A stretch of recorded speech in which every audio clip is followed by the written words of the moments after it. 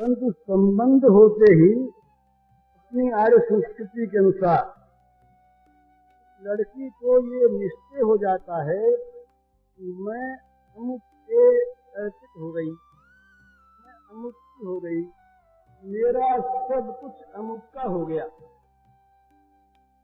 इसके बाद वो लड़की किसी एक एक चीज का अलग दान नहीं करती और वो लड़की किसी चीज को बदले में चाहती नहीं। बस वो संबंध जहाँ स्थापित हो गया, अब वो लड़का समय पर अपने आप आता है, अपने आप आकर विवाह संस्कार के द्वारा अपनी वस्तु को ले जाता है, अपनी वस्तु को, पराई वस्तु को नहीं। प्रेम में मन बुद्धि का भी अर्पण नहीं होता। प्रेम में मन बुद्धि अपने प्रेमास्पद की हो जाती है और वो आकर के उस पर अपना अधिकार कर लेते हैं। इसकी पहले कुछ परीक्षा होती है। परीक्षा इस रूप में, जैसे सब चीज हमने किसी को दे दी, उनकी हो गई। अब उनकी होने के बाद उनकी चीज के नाते, उनकी प्रसन्नता के लिए हम किसी को बरतें तो आपत्ति नहीं है, लेकिन अपनी चीज समझकर अगर हम किसी को बचना चाहें अपने लिए अलग, अपने सुख के लिए, तो वो वस्तु हमने उनकी मानी नहीं, उनको दी नहीं। अथवा अपनी चीज को वो किसी भांति बरतें, उनके किसी भांति बरतने में अगर हमारा मन कहीं आपत्ति करता है तो वो वस्तु भी हमने नहीं दी और वो मन भी हमने नहीं दिया। तो प्रेम में ये होता है कि जब भगवान प्रेमास्पद अपने प्रेमी के अंतर की परीक्षा कर लेते हैं कि इसका सब कुछ वास्तव में ही मेरा है, मैं उस पर बिना किसी शर्त के पूरा पूरा अधिकार कर सकता हूं, अब वो उस पर अपना स्वामित्व कर लेते हैं, उस वस्तु को वो ले लेते हैं और पूरे तौर पर ले लेते हैं। जहां तक भक्ति का संबंध है, मैं इस प्रेम से किसी नीची स्थिति का, वहां तक भगवान को कुछ संकोच है। भगवान उसके बदले में कुछ देना चाहते हैं भक्ति में, चाहे वो देने की वस्तु कितनी ऊंची हो, और देने की वस्तु चाहे वो अपने आप ही हो, परंतु उसका एक ऋण मानते हैं, उसको देने की इच्छा करते हैं कि भाई उसने हमको दिया, इसको बदले में दें। अपनी चीज के बदले में कुछ देना नहीं होता।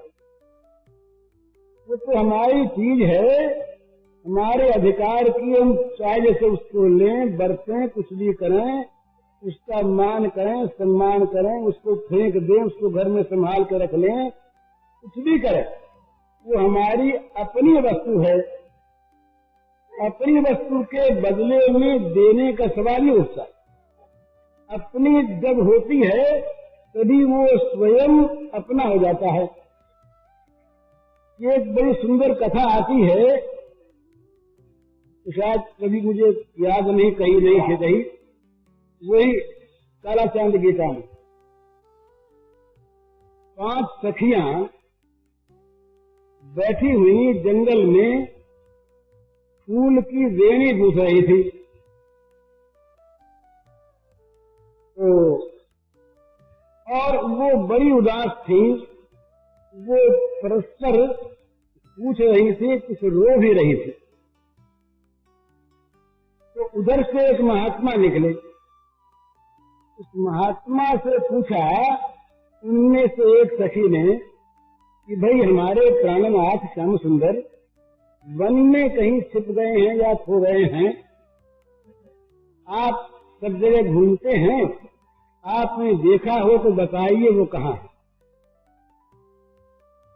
तो महात्मा ने कहा कि भाई तुम किसकी बात कहती हो? बोले वो हमारे भगवान हैं और वो कहाँ खो गए हैं। तो महात्मा ने कहा कि तुम लोग बड़ी पगली मालूम होती हो। तो कहीं भगवान यूं श्रृंगार करने और वेणी गूंथने से मिलते हैं?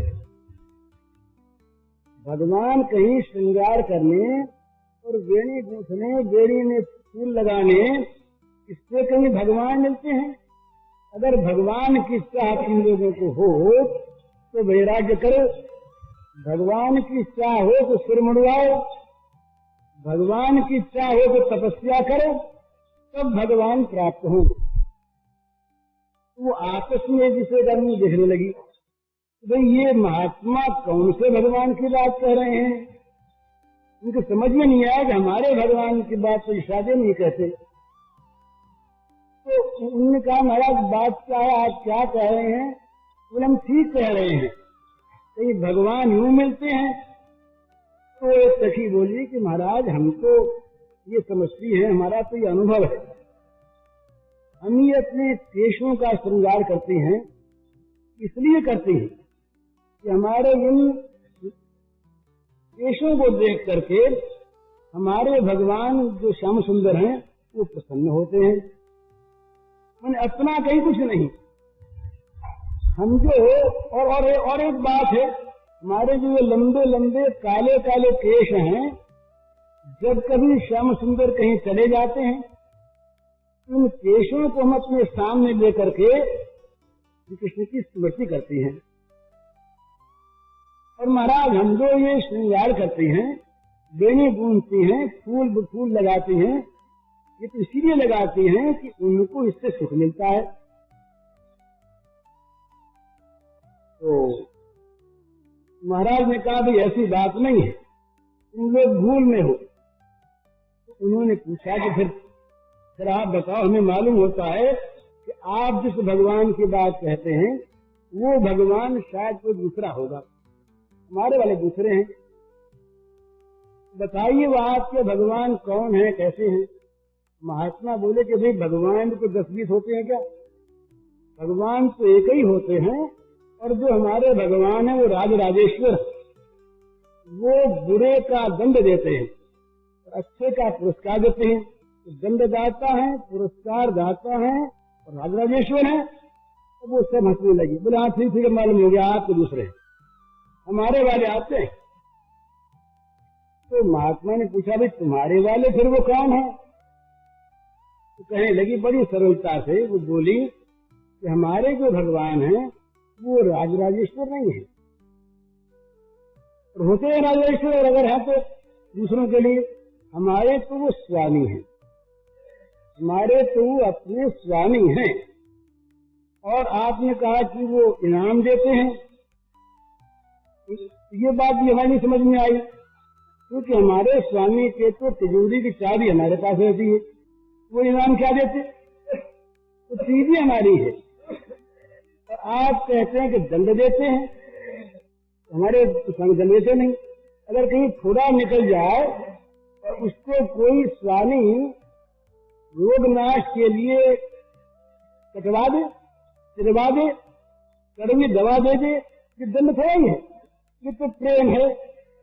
प्रेम के मारे वो हमारे रोग को दे नहीं सकते। तो हमारे जो भगवान है वो न दंडदाता है न पुरस्कार दाता है, वो तो हमारे अपने स्वामी हैं, उनका सब कुछ हमारा है और हमारा तो उनके सिवा कुछ ही नहीं। हमारा जीवन, हमारा श्रृंगार, ये जो कुछ भी है ये सब उनके लिए, हमारे लिए नहीं। अब महात्मा के समझ में बात आई कि भाई ये तो कोई हमसे ऊंची चीज है। तब कहा कि भाई तो तुम्हारे जो भगवान है उनका वर्णन तो करो कैसे है। वो लगे वर्णन करने, और वर्णन करते करते उनको प्रेम आ गया, वो सब के सब उन्मत्त हो गई, और उसी के साथ साथ वो महात्मा भी उन्मत्त हो गए। ये मैंने संक्षेप में कहा है, इसकी वो लंबी कथा वहां पर।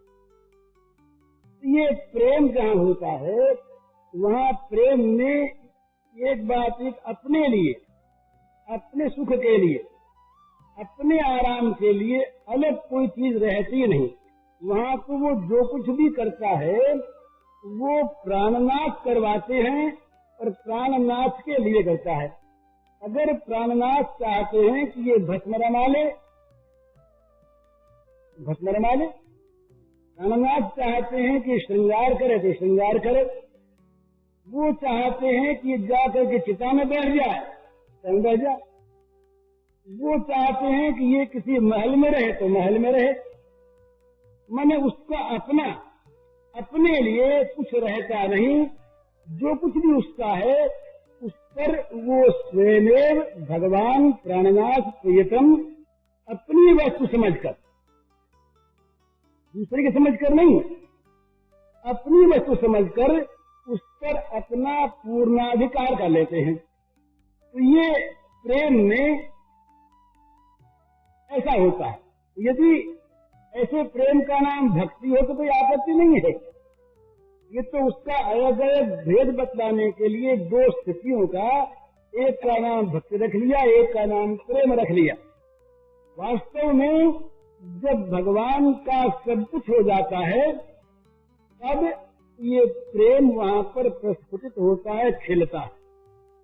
जहां तक किसी प्रकार से भी हम कुछ भी आना चाहते हैं, यहाँ तक अगर हम अहंकार की पुष्टि चाहते हैं, भाई ये हमको भक्त मान ले, ये हमको भक्त कहें, ये भगवान, ये परमात्मा, ये हमारे प्राण प्रियतम हमको प्रेमी मान ले, हमको प्रेमी कहें, इस चीज को भी जहां तक रखा हुआ है, ये चीज रखी ना अपने पास, तब तक भी उस प्रेम में त्रुटि है। वो प्रेम प्रेम नहीं है। वो हमको प्रेमी मान ले, ये हम कह रहा, ये हम तो उनकी वस्तु हो गया। ये जो ये प्रेम में और ज्ञान में जो अहम है, वो अहम तो जाकर सारा का सारा समष्टि अहम में विलीन हो जाता है। जो व्यष्टि अहम है, ये व्यष्टि अहम समष्टि अहम में जाके मिल जाता है। और प्रेम में ये अहम जो है, ये प्रेमास्पद के अहम में मिल जाता है। मैं प्रेमी और वो मेरे प्रेमास्पद, इस प्रकार कहने की जो एक स्थिति है अहंकार की, वो स्थिति उसकी नहीं रहती। वो कहता है ये मेरी चीज है, वो कहता है मेरी चीज है। ये चीज कोई अलग है, मैं कोई अलग हूँ, मैं अलग अपने लिए कुछ स्थिति रखता हूँ, कुछ चाहता हूँ, ये बात प्रेम में नहीं होती। तो ये जो भक्ति की जब आत्मनिवेदन पूर्णतया परिपुष्ट होकर जब सर्वथा अपने प्राण प्रियतम परमात्मा के प्रति हो जाता है, तब उस निवेदित वस्तु को भगवान ले लेते हैं। इतना भयंकर है, तो इतना सही है कि देने योग्य उसके पास कुछ रहता नहीं और देने वाला नहीं रहता। मेरी कोई वस्तु हो तो मैं अर्पण करूं, अर्पण करने वाला मैं उससे कोई अलग अभिमान वाला हूं तो अर्पण करूं।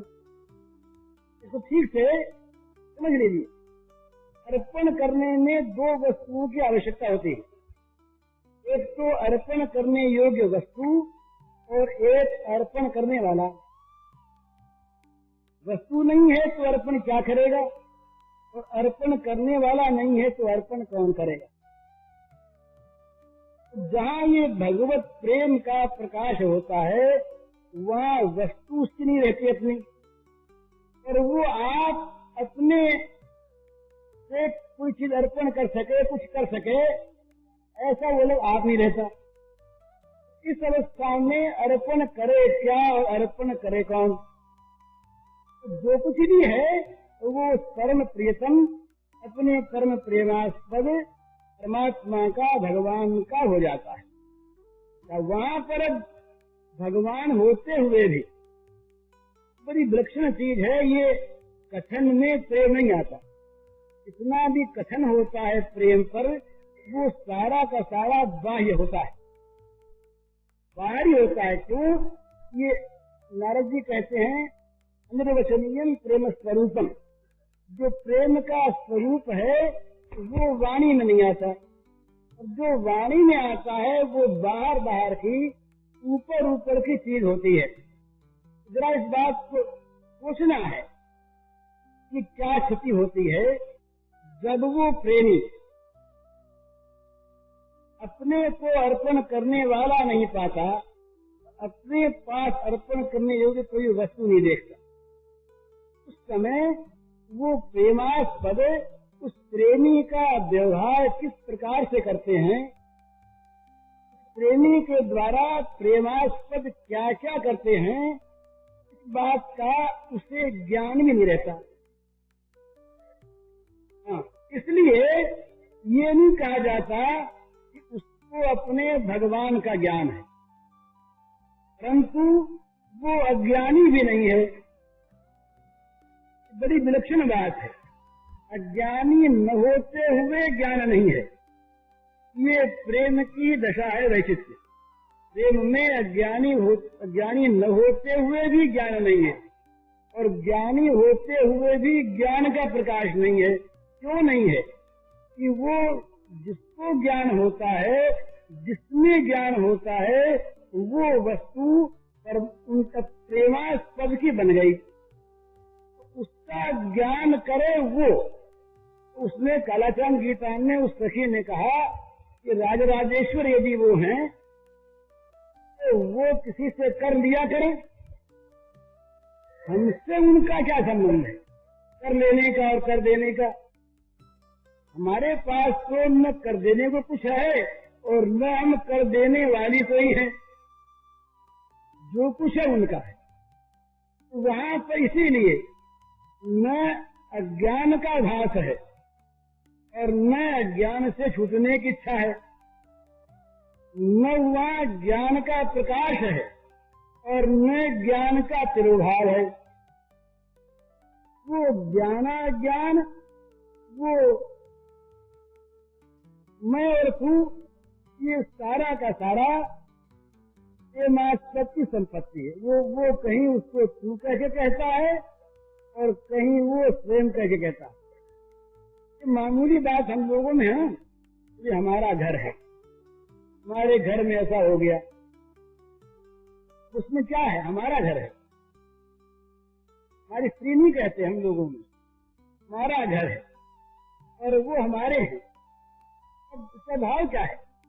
वो जो एकात्मता है, एकात्मता है अपने आप को सर्वथा खो देना, अपने आप का सर्वथा विलीनीकरण हो जाना, उनके साथ, उनके आत्मा के साथ, उनके साथ अपना इस प्रकार का तादात्म्य हो जाना कि दूसरा कोई कहीं किसी प्रकार से भी है, इसका अपने को ज्ञान न रहना, न अपने लिए और न उनके लिए। इस अवस्था को प्राप्त करके भी व्यवहार में और लीला में दो बन के रहना, ये बड़ी विचित्र स्थिति होती है प्रेम में, जो कही नहीं जाती, अनिर्वचनीय स्थिति। इसीलिए श्री राधा कृष्ण की निकुंज लीलाओं में ऐसी बातें आती हैं, वो भूल जाते हैं। वो मिले रहत और कबू मिले न, मिलन में, नित्य मिलन में विरह की अनुभूति होती है। हैं मिले हुए, हैं समीप सानिध्य में है। ये आत्म साक्षात्कार होने के बाद कभी वियोग नहीं होता, भगवान मिलने के बाद कभी छूटते नहीं, ये सत्य है। पर ये होते हुए भी, मिले हुए होते हुए भी इतनी आत्मविस्मृति होती है और इतनी तन्मयता हो जाती है कि उसके अंदर मिलन की विस्मृति हो जाती है। ये प्रेम का एक स्वभाव है। इसीलिए प्रेम की जो दशाएं होती हैं वो बड़ी अटपटी होती हैं, तो तर्क के द्वारा उनका समाधान नहीं होता। वो अतर्क होती हैं, वो केवल अनुभव की वस्तु होती हैं। इसलिए ये कहा जाता है कि जहाँ तक प्रेम नहीं है, भक्ति महाभाव को प्राप्त नहीं हुई, वहाँ तक तो भक्ति करने वाला है। जहाँ भक्ति है वहाँ भक्ति कोई करने वाला है। उस भक्त के अंदर भक्ति की एक स्थिति है। तो जहाँ भक्ति परिपक्व होकर महाभाव को, प्रेम को, पूर्णता को प्राप्त हो गई, वहाँ पर उसमें भक्ति नहीं है, वो भक्ति करने वाला नहीं है। वो तो परम प्रेमास्पद जो उसके प्रियतम भगवान हैं, उन भगवान की वो अपनी चीज है, अपने खेल की चीज है, अपने बरतने की चीज है। उस भक्त को क्या पाना है, क्या न पाना है, क्या देना है, क्या खोना है, क्या वो क्या स्थिति में है, क्या स्थिति उसको चाहिए, क्या होनी चाहिए, इन सब का उसको प्रतिशत कोई ज्ञान नहीं है। ये जो दशा है, इसीलिए ये हमारे वैष्णव आचार्यों ने कहा है कि ये जो शुद्धा भक्ति होती है भगवान की, ये ज्ञान और कर्म से अनावृत होती है। मन इन पर ज्ञान और कर्म का आवरण नहीं होता, पर्दा नहीं होता, ये खुली होती है। ज्ञान और कर्म से अनावृत होती हैं, ज्ञान कर्म का इनमें मिश्रण नहीं होता, ये विशुद्ध होती हैं। विशुद्ध का अर्थ यह है कि वहाँ ज्ञान और कर्म इन दोनों की जिसमें आवश्यकता होती है, इन दोनों को जहाँ स्थान होता है, ये दोनों जहाँ रहते हैं, वो रहने की जगह प्रेम में नहीं रहती। उस जगह को सर्वथा प्रेमास्पद अपने अंदर लेकर के अपना रूप बना देता है। तो प्रेमास्पद की चीज, प्रेमास्पद का कार्य, ये अपने आप में चलता है। ऐसी अवस्था में वो जहाँ तक भक्त है, वहाँ तक भगवान के प्रति उसका भाव है। जहाँ तक वो भक्त है, वहाँ तक भगवान की सेवा के लिए काम करता है। जहाँ तक वो कर्मयोगी है, वहाँ तक कर्म के द्वारा भगवान की पूजा करता है। जहाँ तक वो ज्ञान योगी है, वहाँ तक ज्ञान के द्वारा भगवान के स्वरूप का साक्षात्कार करता है। परंतु ये जो प्रेमी है, इसकी ऐसी विचित्र स्थिति होती है कि ये अपने आप में अपने आप कुछ रहता नहीं। ऐसी अवस्था में वो मुक्ति किसकी चाहे, ऐसी अवस्था में किसके बंधन का वो अनुभव करे, ऐसी अवस्था में वो कर्म कैसे करे, और ऐसी अवस्था में वो कर्म के द्वारा पूजा किसकी करे। क्योंकि वो कर्म, ज्ञान, पूजा और पूजक, ये सारा का सारा जितना भी ये पृथक भाव है, ये सारा का सारा उस प्रेमास्पद में जाकर प्रेमास्पद रूप बन जाता है। वो जो प्रेमास्पद है, वो अपने आप अपनी चीज, जैसे वो किसी आदमी के द्वारा काम करवाता है, सो नहीं, अपने हाथ से, अपनी वाणी से, अपने मन से जैसे करता है, इसी प्रकार उसका मन, उसकी वाणी, ये उसकी अपनी धर्म सामग्री बन जाती है, अपने से अलग नहीं। इस अवस्था में वो जो कुछ भी करता है, उसमें न कोई शिकायत है और न कोई मांग है। न शिकायत है, न मांग है, न कुछ देना है, न उससे लेना है, उसकी अपनी चीज है। तो ये जो पूर्ण समर्पण है, जो समर्पण करने वाला न रहने पर समर्पित हो जाता है, स्वामित्व में आ जाता है अपने प्राण प्रियतम के, ये स्थिति जो है, इसका नाम प्रेम है। और हाँ, भक्ति का जो परिपूर्णतम स्वरूप है वो प्रेम है। हाँ, समर्पण भाव भक्ति में है, प्रेम में समर्पण करने वाला कोई है नहीं। प्रेम में तो समर्पित वस्तु वो आप है, समर्पित वस्तु उसकी वस्तुएं हैं।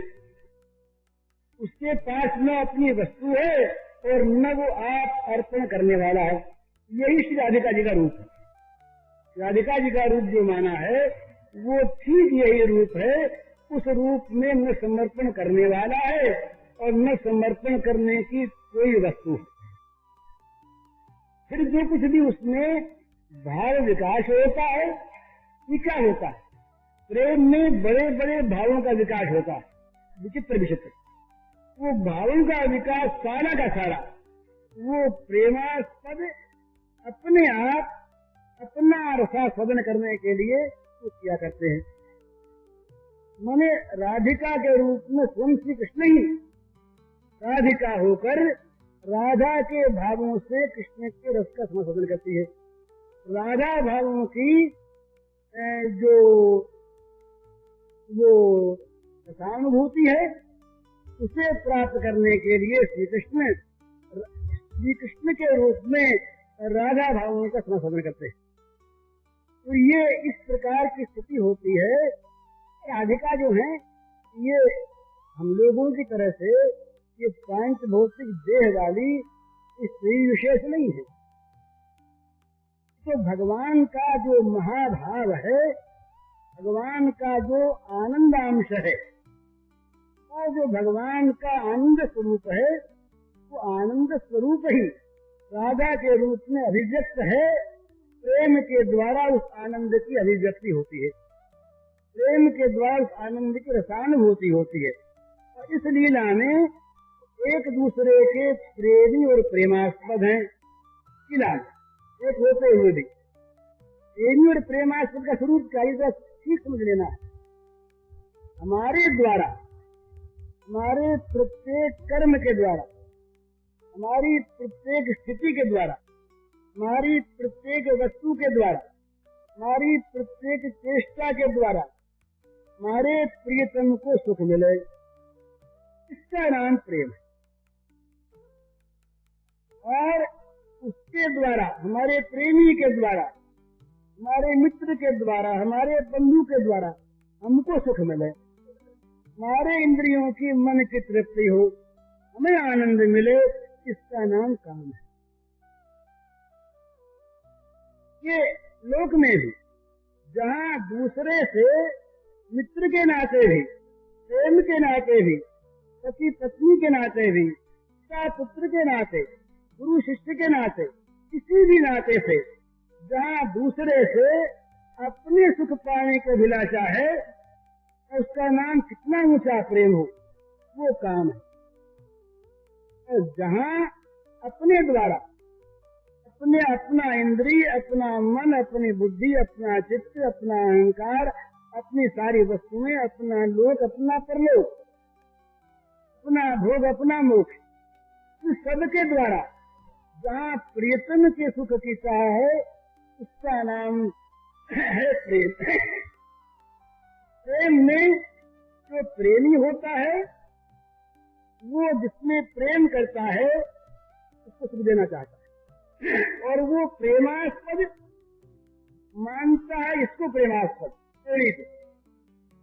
ये उसको सुख देना चाहता है। अर्थ क्या हुआ? वो करता है उसके मन की और वो करता है उसके मन की। अपने मन की बात वो नहीं करते। ये कितनी विलक्षण बात है। अपने मन की बात वो चाहता है, ये मेरा प्रेमास्पद, इसके मन की बात मैं कहूँ जिसमें सुखी रहे। तो वो चाहता है ये मेरा प्रेमास्पद, इसके मन की बात मैं कहूँ सुखी रहे। और फिर अपना सुखी क्या है?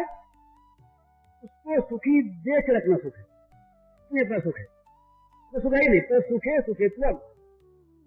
प्रेमास्पद का सुखी अपना सुख है, उसको सुख पहुंचाना ये तो अपने जीवन का स्वभाव, और उसके सुख से सुखी होना ये जीवन का उद्देश्य। बस ये बाह्य रूप में प्रेम की लीला का ये स्वरूप है। तो एक ही है, बाहर का ये स्वरूप है कि अपने प्रेमास्पद को सुख पहुंचाना अपने सब कुछ के द्वारा। ये तो है प्रेम का व्यवहार, प्रेम का साधन, और उसके सुख से सुखी होना ये प्रेम का उद्देश्य, ये जीवन वो उद्देश्य। तो प्रेमी का जो जीवन है ये क्या है? एक वाक्य में कहें तो प्रेमास्पद को सुखी बनाने का जीवन है। अपने मन की बात कहीं रही नहीं गई, अपने मन की बात छोड़ दे, हम सुखी हो जाएं, ये जो कहा जाता है, इस प्रेम में तो अपने मन की बात छोड़े बिना प्रेम आता ही नहीं। यहाँ तो प्रेमास्पद के मन की बात अपनी बात का मन मनस्का मत प्राण मदसित देही कहा, ये अपना मन अलग कुछ चाहता हो, अपने मन की बात अलग होनी चाहिए, अपने मन की प्रसन्नता होनी चाहिए, अपने मन की रुचि पूर्ण होनी चाहिए। ये जहाँ पर है वहाँ पर तो काम है, वहाँ प्रेम ही नहीं।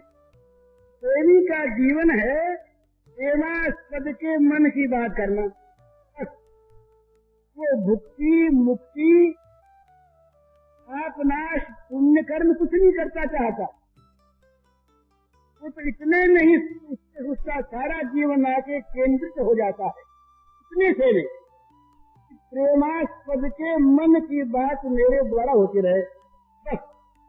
वो चाहे नरक की प्राप्ति हो, चाहे स्वर्ग की प्राप्ति हो, चाहे मोक्ष की प्राप्ति हो, सदा के लिए इनका निर्वासन हो, कुछ भी हो, प्रेमास्पद के मन की बात करना ये प्रेमी का जीवन।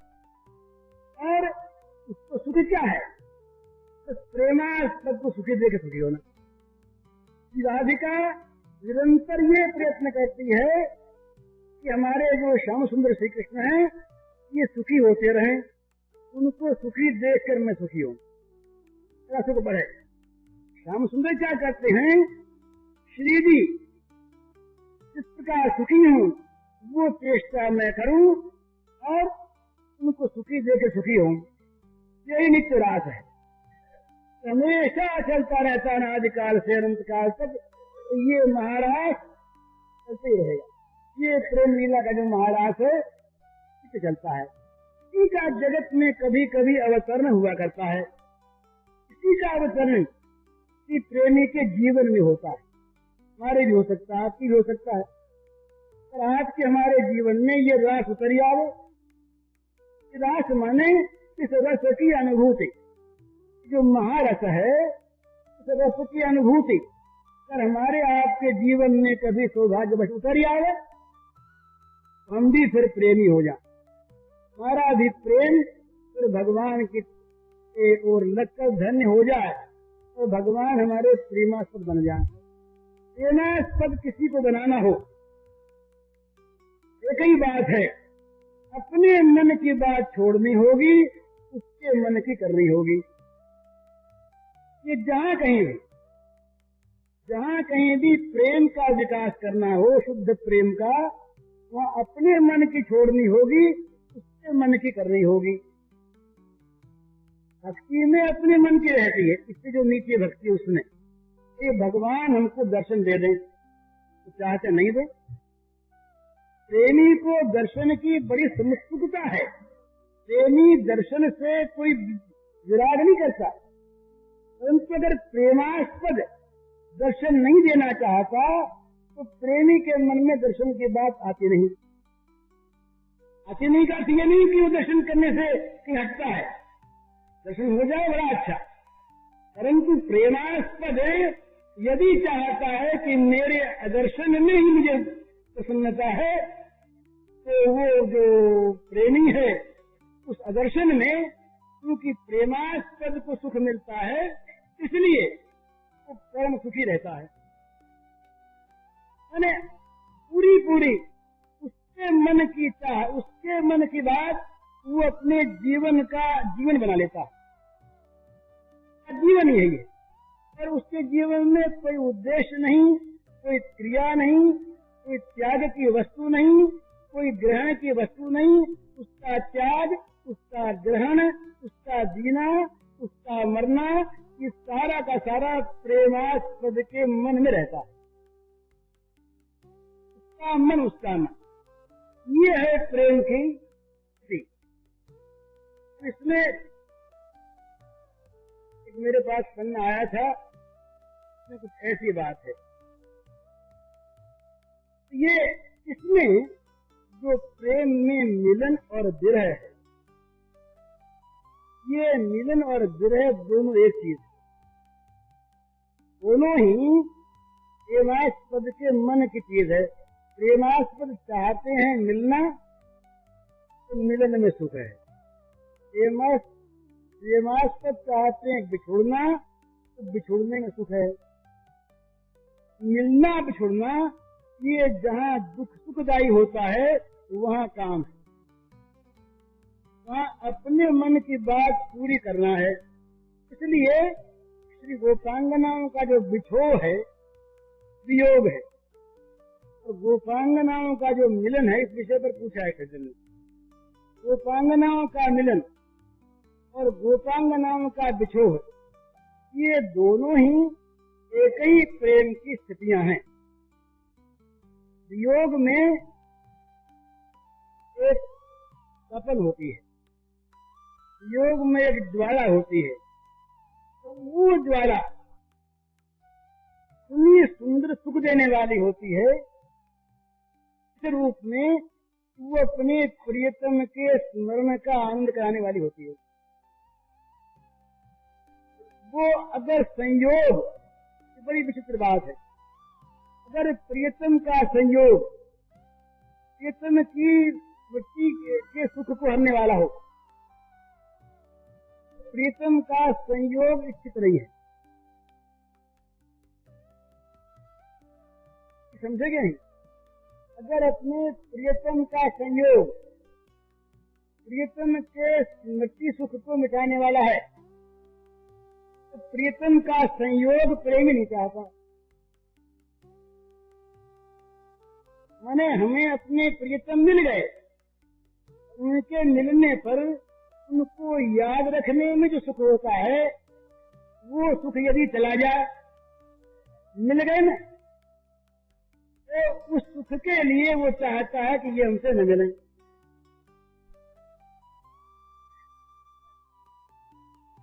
तो इसीलिए कहा जाता है कि ये भगवत प्रेम में और ये गोपी प्रेम में खास तौर पर विचित्र बात है। संसार के व्यवहार में ये चीज कहीं नहीं है। मिलन के बाद स्मृति के सुख की कहीं अपेक्षा ही नहीं है। जब तक वस्तु नहीं मिली तब तक तो उसके याद का सुख है, और जब मिल गई तो मिलने का सुख है, तो याद क्यों रहेगी? परंतु इस गोपी प्रेम में ये अनोखी बात है, मिलन होने पर भी मिलन का सुख अपेक्षित है, स्मृति का सुख अपेक्षित है। इसीलिए ये श्री कृष्ण के मिलन में श्री कृष्ण की स्मृति का अभाव नहीं है, निरंतर है। इसीलिए हमारे यहाँ एक वैष्णवों ने माना है, ये जरा इसको किसी भी दूसरे रूप में न लीजिएगा, बुरे रूप में नहीं लेना है। एक दो भाव माने हैं वैष्णवों ने, एक स्वकीया भाव है, एक परकीया भाव है। ये शब्द अच्छे नहीं है, शब्द अच्छे नहीं, पर परकीया स्थिति नहीं है, परकीया भाव है। तो परकीया भाव में चार बातें रहती हैं जो स्वकीय भाव नहीं रहती। यह गलत है। जब वस्तु प्राप्त है तो उसे प्राप्त करने की इच्छा नहीं रहती। जब वस्तु प्राप्त है तो प्राप्त वस्तु का चिंतन नहीं होता। जब वस्तु प्राप्त है तो उसके दोष भी दिखाते हैं। जब वस्तु प्राप्त है तो उससे मांग भी हो जाती। जैसे पति पत्नी, अब विवाह हो करके पत्नी जब पति के पास आ गई और घर में रहने लगी, उसके बाद मुझे पति मिले, इस तरह की आकांक्षा नहीं रहती। जब पति प्राप्त हो गए तो पति के चिंतन करनी जरूरत रहती, और जब पति के पास निरंतर रहना है, एक घर है, एक चीज है, तो कभी पति से वो पत्नी कहती बीवी देखो आज आपने भूल की, अब कैसा नहीं करना चाहिए, आप देखिए बहुत भूल कर दिया करती, तो कहती एक आत्मसात है से ही, उसके मन में कोई विरोध या द्वैत नहीं है, तथापि पति के दोष की उसके चित्त में कल्पना हो जाती है। और चौथी बात, पति के पास रहती एक घर है, भाई आज घर में साग नहीं है, आज घर में कपड़ा नहीं है बच्चे के लिए, तो आपको लाना चाहिए, मांग हो जाती। इस प्रक्रिया में नित्य चिंतन है, नित्य मिलन की आकांक्षा है, दोष कभी दिखता ही नहीं और मांग कुछ है ही नहीं। तो ये चार बातें श्री कृष्ण प्रेम में गोपांगनाओं को श्री कृष्ण का मिलन होने पर भी रहती थी। ये परकीय भाव, श्री कृष्ण का मिलन है, भगवान प्राप्त हो गए, भगवान के प्राप्त होने के बाद भी मानो नहीं प्राप्त हुए, माने वो इस प्रकार की विलक्षण चीज है कि मिलने पर भी, मिल जाने पर भी एक मिलने की इच्छा में जो सुख है आतुरता में, वो उनके मन में लगा रहता है। मिलने पर भी मिलने की इच्छा, वस्तु के प्राप्त होने पर भी उसका चिंतन न छूटना, किसी प्रकार से कभी भी दोष दिखना ही नहीं, और किसी वस्तु की कभी भी मांग न होना, नित्य प्राप्त करने की आकांक्षा, नित्य चिंतन सुख, नित्य निष्काम भाव और नित्य दोष दर्शन का अभाव। चार बातें स्वाभाविक होती हैं श्री गोपियों के चरित्र की, चार बातें। मिलन पर भी, मिलने पर भी एक बड़ी विचित्र बात है, ये वस्तु हम चाहते हैं नहीं मिली, कामी जो एक सुख है मिलेगी मिलेगी मिलेगी, वस्तु प्राप्त होने पर मिलन का सुख तो हुआ, तो ये जो चाह का सुख है ये मिट गया, एक वस्तु बड़ी वस्तु का अभाव हो गया, ये जो सुख था इसका अभाव हो गया। तो वो कहती हैं कि मिल भी जाओ, हमारी ये वस्तु भी बनी रहे। दूसरी बात, किसी का हम चिंतन करते हैं, उसके चिंतन में बड़ा सुख मिलता है, तो वो वस्तु प्राप्त हो गई, प्राप्त होने के बाद याद करना क्या, तो याद करने का सुख है, वो सुख चला न जाए मिलने पर। तो वो गोपी कहती है कि हमें ये भी चाहिए, तुम मिले भी रहो तो तुम्हारा चिंतन न छूटे। तीसरी बात, तुम मिल गए, तुम्हारे मिलने पर भी कभी हमारी ये वृत्ति न हो कि तुमने कोई दोष दिखाई दे।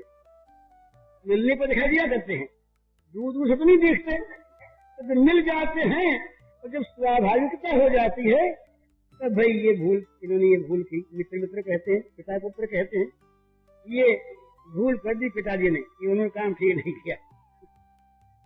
ये भूल वो गोपी कहती है कि हमारे मन में कभी उदय हुई नहीं कि तुम भूल करते हो, कुछ दिखे नहीं। और चौथी बात, हमारे मन में तुमसे कभी कुछ मांगने की आवे नहीं, हम तो तुमको पाकर, तुम्हारे चिंतन को पाकर नित्य परितृप्त हैं।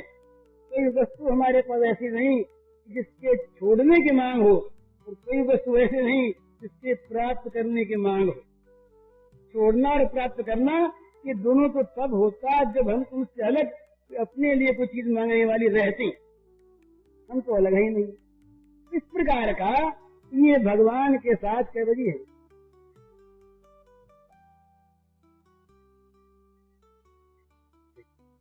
इस प्रकार का भगवान के साथ अपने प्रियतम के रूप से जो भाव होता है, जो मन की स्थिति होती है, उसमें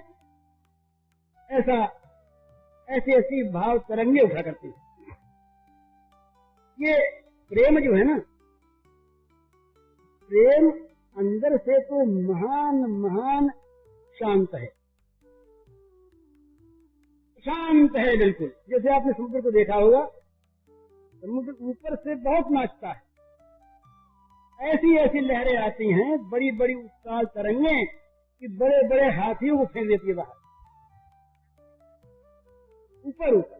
मतलब अंदर जाके देखिए, कुछ गहरे में जाइए, अत्यंत प्रशांत है, अत्यंत प्रशांत प्रेम सागर में ये भाव तरंगे उठा करती हैं, और इन भाव तरंगों का ही प्रेम में आनंद है।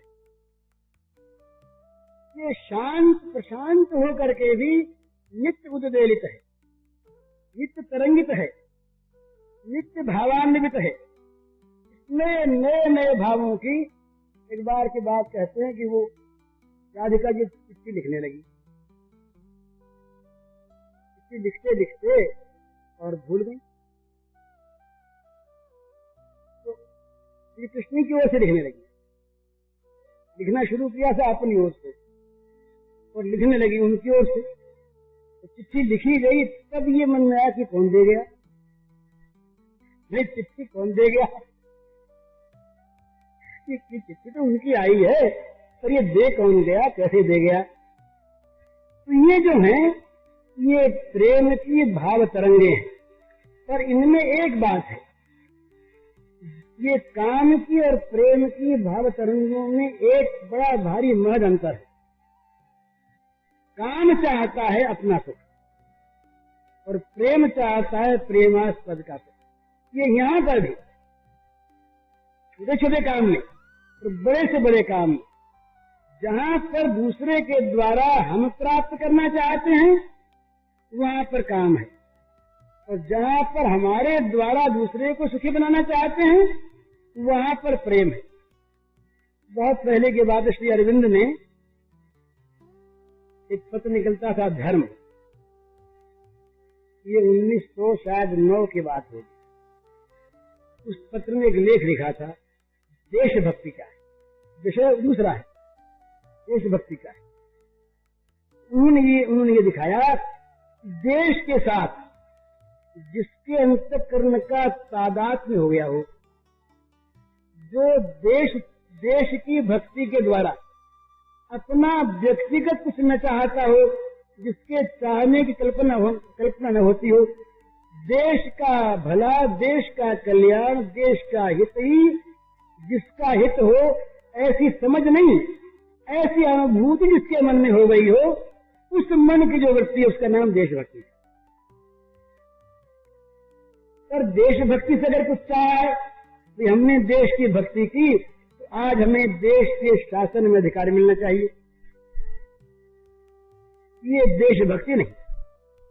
देशभक्ति वो इसी प्रकार से परमात्मा की भक्ति और परमात्मा का प्रेम वो है जिस प्रेम में, जिस भक्ति में किसी प्रकार की मांग न हो, और ये विलक्षण चीज और है, प्रेम में तो और विलक्षणता है ना, तो ये बड़ी बड़ी अनोखी चीज है, कहीं नहीं है और ये भगवत प्रेम के सिवा।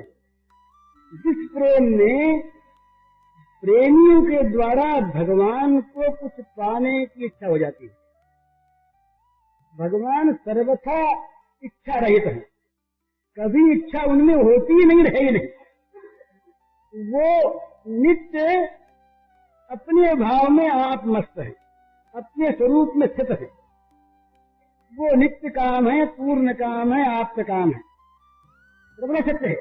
ऐसा रहते हुए ही उनकी नित्य कामता में, आप्त कामता में जरा भी अंतर न आते हुए भी जब प्रेमी सामने आता है, उस प्रेमी के हृदय का प्रेम रस चखने के लिए उनके अंदर इच्छा पैदा हो जाती है।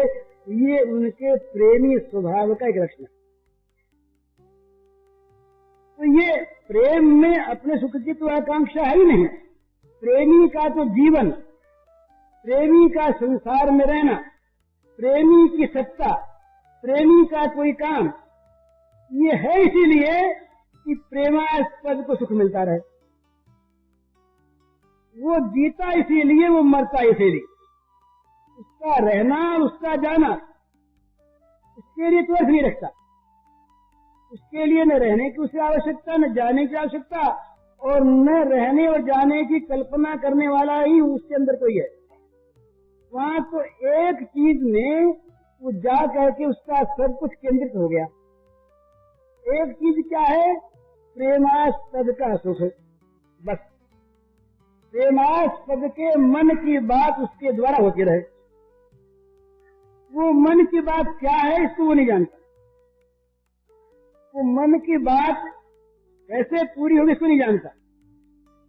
वो करावे कैसे ही, करें कैसे ही, वो तो केवल इस चीज का एक यंत्र है कि जिसके द्वारा प्रेमास्पद अपने मन की बात करते रहें, कराते रहें। वहां करने कराने वाला भी दूसरा नहीं है।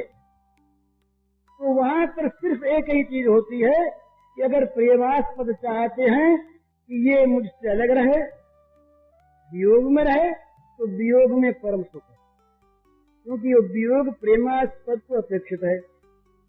अगर वो चाहते हैं कि संयोग में रहे, तो संयोग में परम सुख है, क्योंकि संयोग प्रेमास्पद को अपेक्षित है। अपने सुख के लिए न संयोग की चाह है और न वियोग की परवाह। वियोग हो या संयोग हो, कुछ भी हो, उससे इससे कोई मतलब नहीं।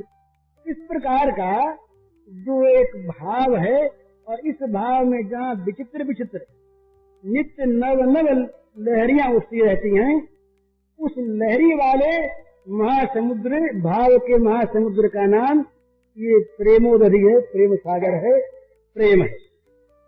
तो इसलिए जो भक्त, जो ऐसे प्रेमी लोग होते हैं, वो अपने कुछ कहते मानते नहीं। ना हम विप्रो न चंद्रपति नो बनस्थो गृहीवा, ना हम विप्रो न चंद्रपति न ये वैश्यो न शुद्धो, कुछ नहीं। किंतु पूजन परमानंद पूर्ण, क्या भूल गया, प्रेमामृताब्धे गोपी भरपुर पद कमलयोर दास दासानुदास। तो कहते हैं कि न मैं ब्राह्मण हूँ, न क्षत्रिय हूँ, न वैश्य हूँ, न शूद्र हूँ, न ब्रह्मचारी हूँ, न गृहस्थ हूँ, न वानप्रस्थ हूँ, और न सन्यासी हूँ। मैं क्या हूँ? जिनमें प्रेम का समुद्र लहरा रहा है, उस प्रेम समुद्र वाले जो गोपीनाथ हैं, गोपी भर्तु, उन गोपी भर्ता के चरण कमलों के दासों का अनुदास हूँ। मेरा परिचय है, कुछ नहीं। जहाँ पर कुछ है वहाँ पाने की इच्छा है, वो कुछ देना चाहिए, कुछ मिलना चाहिए।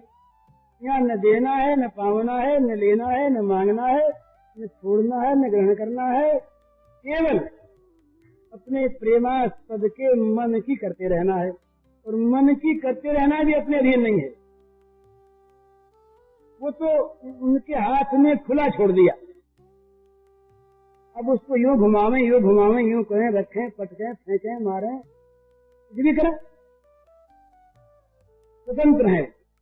और उनको यूं करते देख देख कर जब बिना संकोच प्रेमास्पद प्रेमी को बरसता है ना, प्रेमी बड़ा सुखी होता है। जहाँ के संकोच करता है प्रेमी प्रेमास्पद, और प्रेमी समझता है कि मैंने दिया नहीं, मैंने कहा ही है तुम्हारी चीज है। दिया होता भी अपने मन से बरतते ना, मन से नहीं बरतते तो हमने रख लिया है। तो प्रेमी अपने पास कुछ रखता नहीं। ये जो बिना रखे की उसका हो जाने की जो स्थिति है, इसी स्थिति का नाम है गोपी प्रेम। गोपी प्रेम में विरह और मिलन दोनों ही प्रेम की ही दशाओं का नाम है, अलग अलग चीज नहीं है। इस प्रकार से ये भक्ति और प्रेम का ये अंतर है। अब 9:30 का समय हो गया। जो 2-3 प्रश्न और रहे हैं, इनका फिर कभी याद रहा और एक पन्ना पास रहा तो देखा जाए। हो गया।